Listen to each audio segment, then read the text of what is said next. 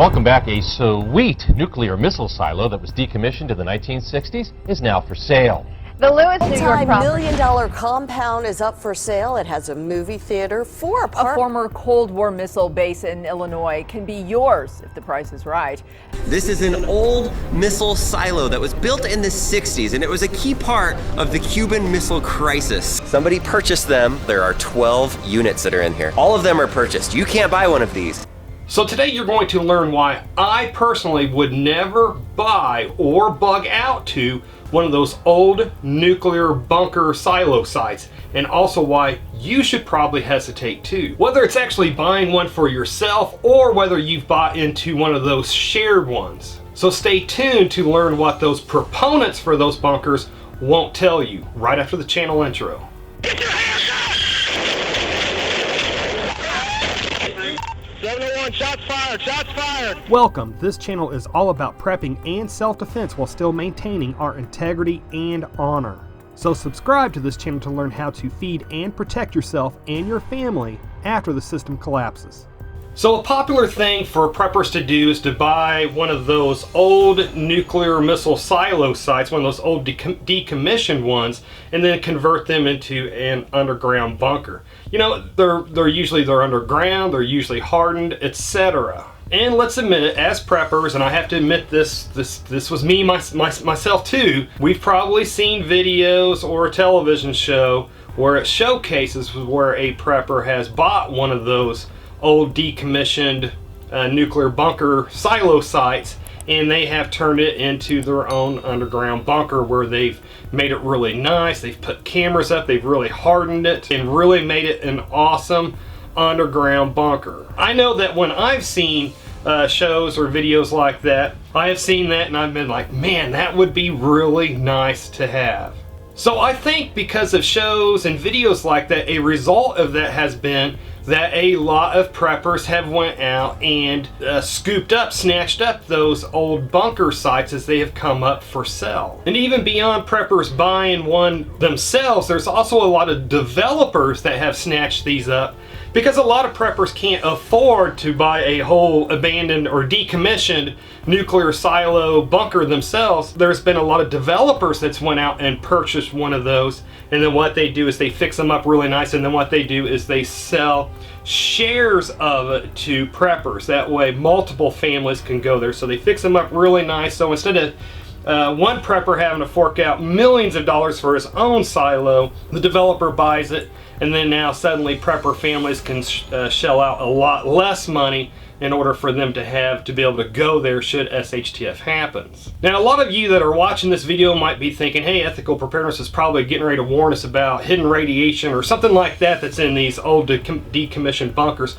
But folks, that's not what this video is about, and here's what a lot of people are not thinking about when they either purchase or buy into one of these bunkers. And folks, here is the skinny. I have worked for the government for a long time now, so I know how government works, and government almost always has old and outdated information. So my concern would be with the United States usually having old information and incorrect information, that our enemy countries would also have old and incorrect information, maybe even worse than what we have. So if your bunker that you bought or that you are planning on bugging out to, if your bunker was decommissioned 20, 30, or 40 years ago, more than likely one of our enemy countries that would be lobbing nukes at us should something come to that. My concern is that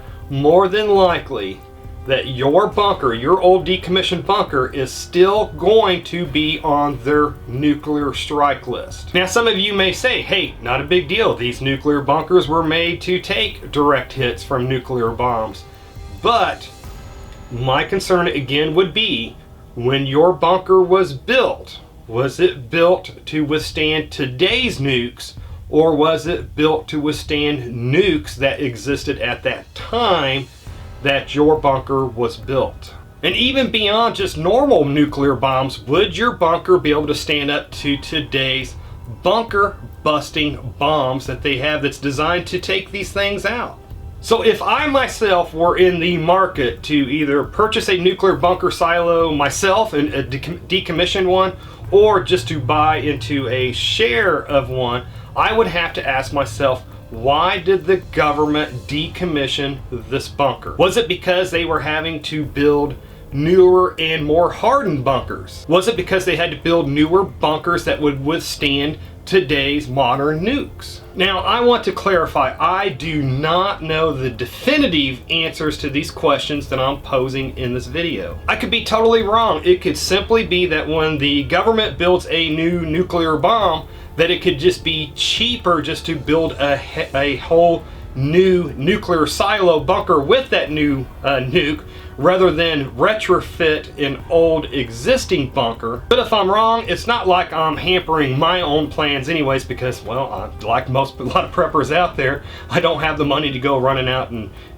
buying one of these nuclear silo bunkers, or even buying into the share for one of those. But I will say this, if I won the lottery or something like that, that would give me the money to buy one of those silos or buy into a share of one of those old decommissioned silos, I still wouldn't do it. I would take that money and I would actually build something myself with that money. But this is just something to think about, because there are a lot of developers out there that have bought those decommissioned sites and they have rehabbed them pretty darn nice, and they sell memberships to those silos to preppers and their families. And this I do know, usually those things get booked up and get sold out. So there is no lack of preppers that are at least buying into these shares. So this is something that I think as preppers we need to think about. These silos, these sites are probably still on a list, a strike list, a hit list, from a target list of from other countries, that if nukes started getting thrown, that nukes again would probably hit the sites that these silos are on, or at least numerous of them. And of course, the part B of this video was that these old decommissioned sites probably won't withstand direct hits from today's modern nuclear weapons and also those bunker busting bombs. So what are your thoughts on this subject? Do you think that these old decommissioned nuclear bunker sites, do you think these are good investments for preppers, or do you think that they're death traps? And has anybody done any research on this subject? Because the quick search that I did, I could not find any information out there that would state if one of these old decommissioned bunkers would withstand or stand up to today's nukes. And hey, also please do me a favor and let me know down in the comment section what you both like and especially what you dislike about this channel. And really post about your dislikes especially. I will understand that you are giving me constructive feedback about the channel and not putting the channel down. And after SHTF, when the grocery stores are stripped bare, we're going to start missing, when we're eating our beans and rice and stuff all the time, we are really going to start missing simple foods just like peanut butter and jelly sandwiches. But one can make their own peanut butter or nut butter from nuts and seeds that grow naturally in your area. Walnuts and pecans and heck, even sunflower seeds can be milled down into a nut butter, and you can actually make your own peanut butter and jelly sandwich with this. So to learn about a must-have piece of gear for preppers that does not take electricity, that will allow you to mill down wheat to make bread and mill down nuts and seeds to make butter, so you can make your own peanut butter and jelly sandwich after SHTF, then click on the video that should be appearing at the top of the screen just about now to learn more about that. And after SHTF, you may find yourself to be part of a roadblock to keep infectious people or criminals out of your community when things go bad. So to keep your roadblock from becoming a suicide mission for yourself, then click on the video that should be appearing on the right side of the screen just about now to learn more about that. Anyways folks, if you made it this far, hey, thank you very much for watching, and I pray that you have a good night.